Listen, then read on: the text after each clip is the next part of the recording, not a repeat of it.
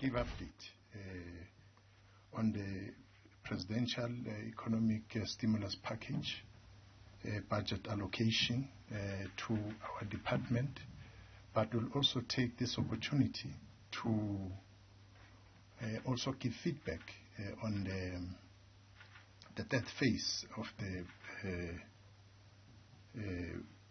relief program by the department. As all of us know, that the PESP for our sector mainly, its main objective was to stabilize the sector and ensure that the jobs are created in the sector to soften the impact of COVID-19 to arts and culture practitioners. So the department entrusted the administration of the Presidential Employment Stimulus Program to the National Arts Council.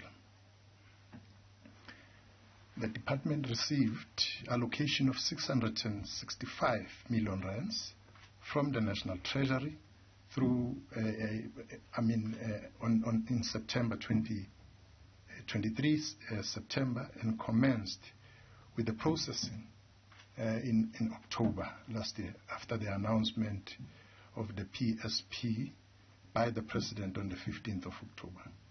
So budget allocation, the breakdown thereof,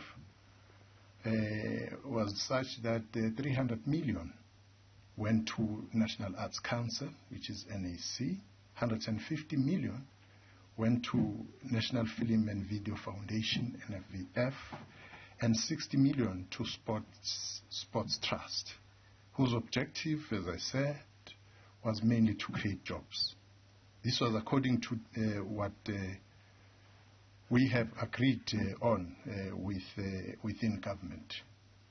A balance of 165 million went towards sports compliance project, heritage presidential economic stimulus program projects, and arts and culture PSP projects implemented mostly with provinces.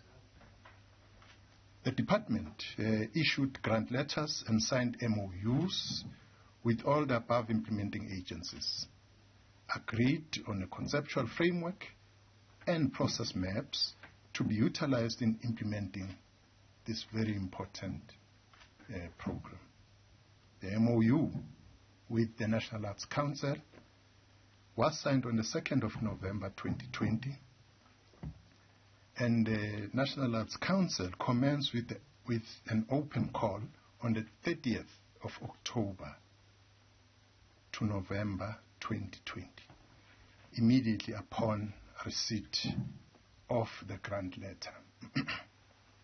Subsequent to this, a group of adjudicators, those who were part of the process of adjudication, complained about how the process was handled, and this then landed with the new council for their further attention. You know, ladies and gentlemen, that entities like National Arts Council are governed by a board or a council which has fiduciary duty over them and doing oversight over the agency. The new council, starting from the 1st of January 2021, sought answers from the NAC on developments with the disbursement process. The council did not receive straightforward answers and responses from the NAC. The story kept on changing from time to time when they were asked what was happening, and as a result, the council took a decision on the 1st of March 2021 they took a decision earlier this year to hold disbursement process until further legal advice. Because the council was not receiving assistance from the NAC management, they then took a decision to suspend the CEO and the CFO on the 1st of March 2021. Subsequently, they discovered that budget as allocated was mismanaged by the NAC, mainly by way of overcommitment of the available funds that were allocated to creative sector organizations by more than double the allocated amount in their possession.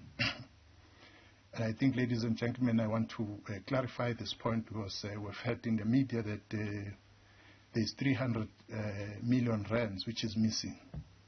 Money is not missing.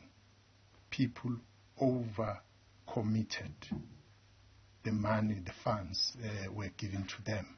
And I think that point must be made very clear, because 300 million rands is still there. Part of it is still there. Part of it has been dispersed already, and part of it is being dispersed. So there's nothing like money which disappeared. No money disappeared. So I think we must emphasize that point. Now, if I can make an example, the NAC, in its overcommitting of the funds that were allocated to artists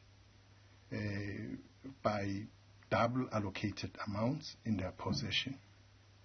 And ladies and gentlemen, this is the crux of the problem we are faced with. And this is where we need action. And this is where we are going to take action. Yes, the senior management has been suspended, but that is not enough. As a result of this, I have instructed the department to do a deep forensic investigation about this matter, so that whoever transgressed in mismanaging funds is brought to book. We are going to do that, and we are promising in an uncompromising way that we are going to pursue this to the bitter end, to ensure that at the end of the day, the creatives who are suffering today and are protesting all over the country, who have been done injustice with this action, those who did that have to face the full wrath of the system and the law, so that a lesson is learned